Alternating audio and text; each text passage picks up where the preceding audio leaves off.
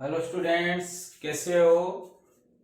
मैं संदीप शर्मा और आप देख रहे हो मेरा यूट्यूब चैनल बिक्स इंस्टीट्यूट, जिस पे आपका स्वागत है। तो बच्चों, प्रीवियस क्लास में अपन क्या कर चुके हैं कि आपका जो गॉस लॉ है उसका एप्लीकेशन नंबर 2 कर चुके हैं, या आप ऐसे कह सकते हो कि एप्लीकेशन ऑफ गॉस लॉ में अपन पार्ट 2 पूरा कर चुके हैं।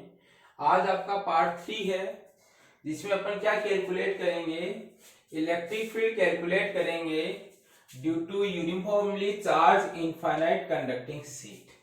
यानी कि आज अपने पास क्या है, कंडक्टिंग शीट के कारण कितना इलेक्ट्रिक फील्ड प्रोड्यूस होगा वो कैलकुलेट करेंगे। तो इससे पहले मैं आपको दोनों में डिफरेंस बता देता हूं कि एक तो आपके पास होती है कंडक्टिंग शीट, दूसरी होती है आपके पास नॉन कंडक्टिंग शीट। तो अगर आप इनमें मेनली डिफरेंस देखोगे कि सर इनमें डिफरेंस क्या होता है, तो कंडक्टिंग शीट है वो आपकी एक ऐसी शीट होती है जिसको अगर चार्ज दिया जाए तो वो चार्ज अगर शीट के दोनों साइड अगर डिस्ट्रीब्यूट होता है यूनिफॉर्मली, जैसे ये आपके पास शीट का फ्रंट साइड है और ये शीट की बैक साइड है आपके पास, तब आप कह सकते हो कि अगर किसी शीट की दोनों साइड अगर चार्ज अवेलेबल है तो कहेंगे कंडक्टिंग शीट है, और केवल आपको एक ही साइड चार्ज देखने को मिले, जैसे अपन ने इसको चार्ज दिया और ये चार्ज आपका शीट के एक ही साइड अवेलेबल है, तो आप कहोगे ये कैसी शीट होती है, नॉन कंडक्टिंग शीट। तो आप कह सकते हो कि कंडक्टिंग शीट पे चार्ज दोनों साइड अवेलेबल होता है, नॉन कंडक्टिंग शीट पर चार्ज एक ही साइड अवेलेबल हो सकता है। यानी अगर इन शीट के फ्रंट साइड को मैं ये फर्स्ट पार्ट बना दिया और ये आपका शीट का सेकंड पार्ट हो गया, इस तरीके से आप ये कह सकते हो कि ये P1 और P2 है। ऐसे अपन को यहाँ पे भी ये दो पार्ट मिलेंगे, P1 फ्रंट पार्ट है और P2 आपके पास क्या है, बैक पार्ट है। अब अगर आप देखोगे तो अगर कंडक्टिंग शीट है तो आप कह सकते हो कि इस शीट के दोनों पार्ट पे आपको चार्ज देखने को मिलेगा।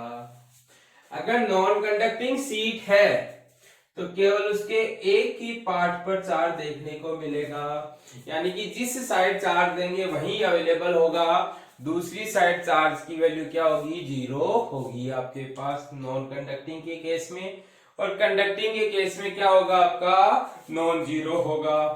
दूसरी चीज आपको एक और ध्यान रखनी है कि ये इनका मिडिल पोर्शन है इनका शीट का, तो अगर इस मिडिल पोर्शन में देखोगे तो इस चार्ज का इलेक्ट्रिक फील्ड तो इधर आएगा और इस चार्ज का इलेक्ट्रिक फील्ड इधर आएगा, यानी दोनों एक दूसरे के अपोजिट इलेक्ट्रिक फील्ड प्रोड्यूस करने के कारण इनका जो मिडिल पोर्शन है उसमें इलेक्ट्रिक फील्ड कितना होता है आपका, 0। जबकि यहाँ केवल एक ही इलेक्ट्रिक फील्ड प्रेजेंट होने के कारण आप कह सकते हो कि इनका इलेक्ट्रिक फील्ड है वो नॉन जीरो होता है। तो बच्चों, आपको मेनली 2 पॉइंट ध्यान रखने हैं, तीसरा पॉइंट आगे देखेंगे। अभी 2 पॉइंट ध्यान रखने हैं कि कंडक्टिंग शीट और नॉन कंडक्टिंग शीट की बात की जाए तो कंडक्टिंग शीट में आपका चार्ज साइड शीट के दोनों साइड अवेलेबल होता है, नॉन कंडक्टिंग शीट में चार्ज आपका केवल एक ही साइड अवेलेबल होता है। दूसरा आप कह सकते हो कि जो कंडक्टिंग शीट होती है उसके मिडिल पोर्शन में इलेक्ट्रिक फील्ड 2 टाइप के मिलते हैं, जिसके कारण अपोजिट होने के कारण वो कैंसिल आउट होते हैं और नेट फील्ड मिडिल रीजन में 0 होता है। जबकि नॉन कंडक्टिंग शीट है उसमें आपका मिडिल रीजन में इलेक्ट्रिक फील्ड है वो नॉट इक्वल टू क्या होता है, 0 होता है। तो बच्चों, ये तो आपका डिफरेंस हो गया। इनमें अपन नॉन कंडक्टिंग शीट का इलेक्ट्रिक फील्ड पहले कैलकुलेट कर चुके हैं। अभी आज अपन क्या करेंगे, कंडक्टिंग शीट है वो कितना इलेक्ट्रिक फील्ड प्रोड्यूस करती है उसको कैलकुलेट करेंगे। इससे पहले आपको ये ध्यान रखना जरूरी है कि अपन ने वायर में डायरेक्शन पढ़ी, शीट में डायरेक्शन पढ़ी नॉन कंडक्टिंग में, वहां देखा कि आपके पास जो इलेक्ट्रिक फील्ड है, अगर आपके पास चार्ज इस तरीके से है, पॉइंट यहां है, तो अगर पॉजिटिव चार्ज है तो इलेक्ट्रिक फील्ड ऐसे मिलेगा, नेगेटिव चार्ज है तो इलेक्ट्रिक फील्ड ऐसे मिलेगा। तो आपको ध्यान रखना है कंडक्टिंग सीट का और नॉन कंडक्टिंग सीट की इलेक्ट्रिक फील्ड की डायरेक्शन सेम होती है, यानी उनको अगर अपन को अलग से पढ़ने की जरूरत नहीं पड़ती। अब अपन यहां देख रहे हैं कि कंडक्टिंग सीट का इलेक्ट्रिक फील्ड कितना प्रोड्यूस होगा मैग्नीट्यूड में, और वो निकालने के लिए मैंने कोई कंडक्टिंग सीट कंसीडर की है। ये आपके पास एक कोई कंडक्टिंग सीट है और इस कंडक्टिंग सीट को आपने क्या किया है, चार्ज किया है। चार्ज करने का मीनिंग आपके पास इस पे क्या अवेलेबल है, चार्ज अवेलेबल है। तो अगर इस सीट का एरिया अगर आपके पास एस कंसीडर किया जाए तो आप कह सकते हो कि सर इसकी जो सरफेस चार्ज डेंसिटी मिलेगी। बच्चों अपन ने सबसे पहले क्या लिया है, ये कंडक्टिंग सीट ली है और ये कंडक्टिंग जो सीट अपन ने कंसीडर की है, इस कंडक्टिंग सीट को अपन ने क्या कर दिया, चार्ज कर दिया है। अब चार्ज कर दिया है तो आप कहोगे कि सर जब भी किसी सरफेस पे अपन चार्ज देते हैं तो डेंसिटी डिफाइन होती है जिसको कहते हैं सरफेस चार्ज डेंसिटी, और ये सरफेस चार्ज डेंसिटी होता है चार्ज अपॉन एरिया, जिसके कारण sigma is equal to Q by S लिख सकते हो या Q is equal to sigma S लिख सकते हो।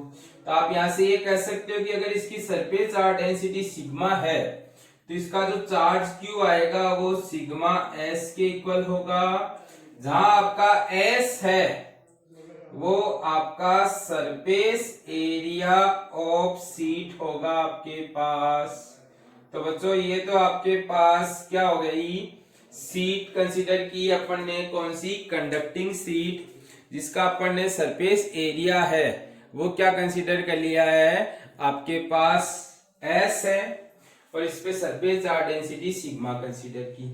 अब आपको पता है कि सर स्टेप फर्स्ट में तो हम क्या करते आए हैं, स्टेप फर्स्ट में हमेशा एक अपन सिलेंडर इमेजिन करते हैं, एक सरफेस जिसको नाम दिया जाता है गॉसियन सरफेस, और यहाँ पे अपन गॉसियन सरफेस कैसी ले रहे हैं, सिलेंड्रिकल, यानी कि अपन एक ऐसी सरफेस कंसीडर की है जो आपकी सिलेंड्रिकल है।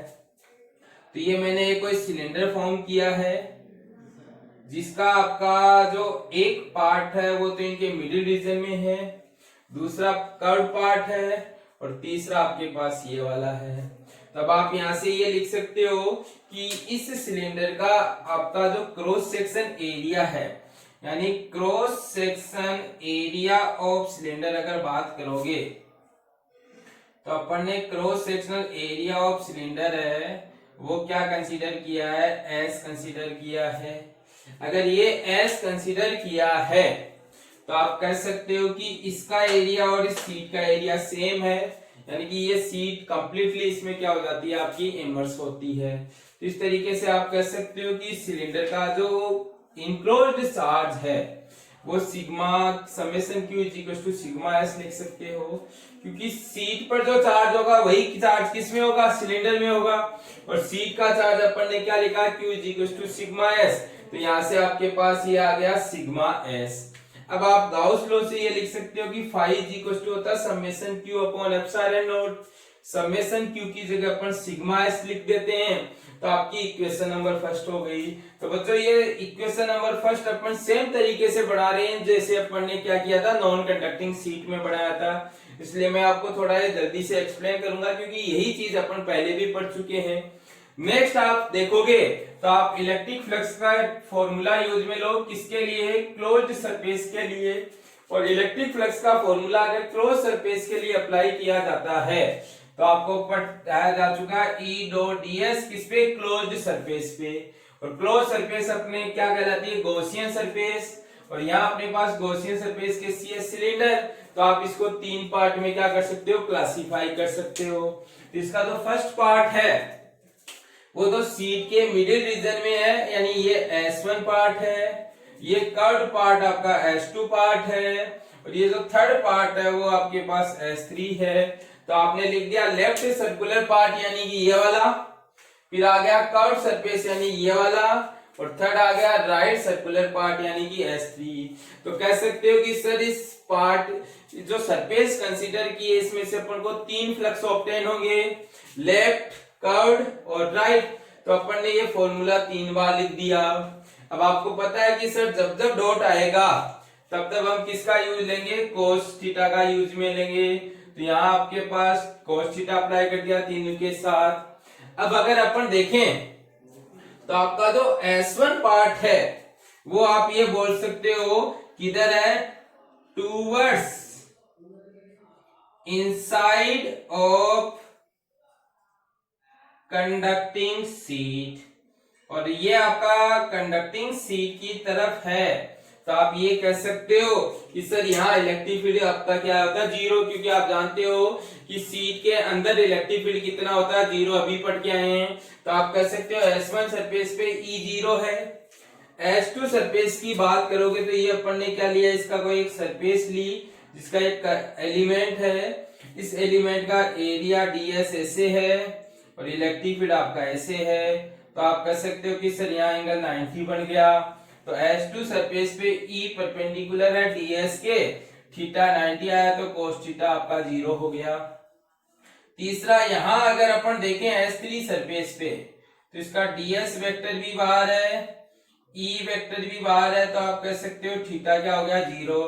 तो आप कह सकते हो कि S3 जो सरफेस है उस पे E पैरेलल है ds के, जिसके कारण थीटा 0 हुआ। तो कोस थीटा कितना आ गया, 1 आ गया। तो अपने पास यहाँ E 0 है, इस स्टेप में आपके पास कोस थीटा 0 है और इस स्टेप में कोस थीटा 1 है। तो अपन ने इन तीनों की वैल्यू पुट की तो आपके पास ये फॉर्म बनी। इस फॉर्म में आपके पास ये 0 हो गया, ये भी 0 हो गया। इलेक्ट्रिक फील्ड E कांस्टेंट होने के कारण बाहर आ गया और ये इंटीग्रेशन ds किसका, S3 का, और S3 का मीनिंग इसका एरिया चाहिए, जिसका एरिया आप लिख सकते हो S है। जहां आपने कह दिया कि इंटीग्रेशन ds S3 है, वो cross sectional area of cylinder है जो अपन ने S माना है। तो यहां से आपके पास equation number second phi equals to बना E इंटू S। अब आपके पास स्टेप थर्ड तो कॉमन है कि दोनों को कंपेयर करो, तो यहां से तो ES आया और यहां से आपके पास sigma S upon epsilon not. Equation 2 से ES, इक्वेशन फर्स्ट से sigma S upon epsilon not, दोनों को इक्विवेलेंट किया तो S से S तो कट गया और E equals to sigma upon epsilon naught निकल कर आ गया। तो आप ये कह सकते हो कि इसका जो इलेक्ट्रिक फील्ड है वो सिग्मा अपॉन एप्सिलॉन नॉट है। अब आप इसको वेक्टर फॉर्म में लिखोगे तो वेक्टर फॉर्म में कह सकते हो कि सीट के परपेंडिकुलर एक यूनिट वेक्टर ले लो जिसको n कैप से लिख दिया, तो E vector is equal to sigma upon epsilon naught n cap. तो देखो बच्चों, आप यहां से अगर देखोगे तो देखने पर अपन को पता चल रहा है कि इलेक्ट्रिक फील्ड है वो डिस्टेंस पे डिपेंड नहीं करता है। तो आप कह सकते हो कि सीट से कंडक्टिंग हो या नॉन कंडक्टिंग हो, आपका इलेक्ट्रिक फील्ड है वो किस पे डिपेंड नहीं करता है, डिस्टेंस ऑफ पॉइंट पे डिपेंड नहीं करता। यानी आप कह सकते हो कि सीट है वो कैसा इलेक्ट्रिक फील्ड प्रोड्यूस करती है, यूनिफॉर्म इलेक्ट्रिक फील्ड प्रोड्यूस करती है। अब आपको एक पॉइंट ध्यान रखना है यहाँ से, और वो पॉइंट क्या है कि आपने जो E है वो निकाला नॉन कंडक्टिंग का, वो आपके पास निकल कर आया सिग्मा अपॉन 2 एप्सिलॉन नॉट, और अभी अपन ने E निकाला कंडक्टिंग का सिग्मा अपॉन एप्सिलॉन नॉट। देखने पर पता चला कि कंडक्टिंग सीट का इलेक्ट्रिक फील्ड डबल है नॉन कंडक्टिंग सीट के इलेक्ट्रिक फील्ड से। तो तीसरा डिफरेंस आपका ये आ गया है। पहला डिफरेंस था कि कंडक्टिंग सीट को दिया गया चार्ज सरफेस पे होता है, जबकि नॉन कंडक्टिंग सीट को दिया गया चार्ज है वो एक ही साइड रहता है, जबकि कंडक्टिंग में दोनों साइड होता है। दूसरा, कंडक्टिंग साइड के इनसाइड इलेक्ट्रिक फील्ड 0 होता है, जबकि नॉन कंडक्टिंग सीट के इनसाइड यानी मिडिल रीजन का इलेक्ट्रिक फील्ड नॉन जीरो होता है। तीसरा कह सकते हैं कि कंडक्टिंग फील्ड का इलेक्ट्रिक फील्ड है वो नॉन कंडक्टिंग सीट के इलेक्ट्रिक फील्ड का क्या होता है, डबल होता है। बाकी कॉमन पॉइंट क्या है कि दोनों सीट के कारण आपका प्रोड्यूस इलेक्ट्रिक फील्ड है वो आपका डिस्टेंस ऑफ पॉइंट पे डिपेंड नहीं करता है। तो बच्चों सिंपल है, जैसे सेकंड पार्ट में अपन ने डेरिवेशन की, फर्स्ट स्टेप ली, गॉस थ्योरम का यूज लिया जिसके लिए गॉसियन सरफेस बनाई। दूसरी स्टेप में इलेक्ट्रिक फ्लक्स की डेफिनेशन यूज में ली, यूजुअली क्लोज सरफेस के लिए एस सरफेस को 3 पार्ट में ब्रेक किया, तीनों का फ्लक्स को कैलकुलेट किया और अपन ने इक्वेशन नंबर 2 फॉर्म की, फर्स्ट और सेकंड को कंपेयर करके इजीली अपन इक्वेशन फाइंड आउट कर सकते हैं। तो इसमें किसी बच्चे को कोई प्रॉब्लम नहीं होनी चाहिए। क्लियर है? आप स्क्रीनशॉट ले लीजिए।